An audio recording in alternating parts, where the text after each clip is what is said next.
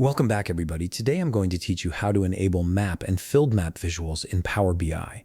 These visuals are incredibly useful for displaying geographical data and creating interactive dashboards that show regional patterns, sales territories, or any location-based metrics. Let's walk through the process step by step. First things first, open your Power BI application on your computer. Once you've got it running, direct your attention to the top menu bar where you'll see several options. Click on File to access the main menu. This is where you'll find all the core settings and configuration options for your Power BI environment.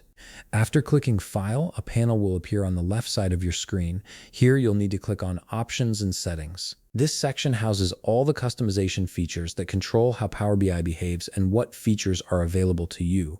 From the menu that appears, click on Options. This is the central hub for adjusting Power BI's functionality to suit your specific needs.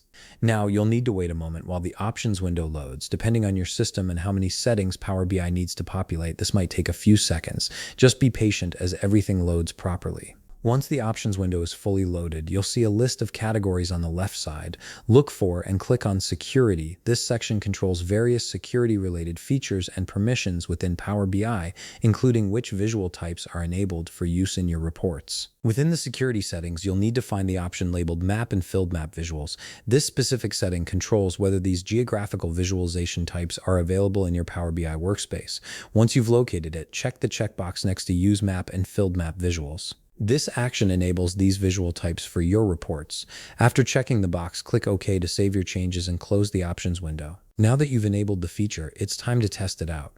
On the right side of your Power BI workspace, you'll see the Visualizations pane. Click on the map icon to add a map visual to your report canvas. Next, you'll need to drag a data field to the location section of the map visual. For example, if you have a country field in your dataset, drag it into the location area. This tells Power BI which geographical data to display on your map.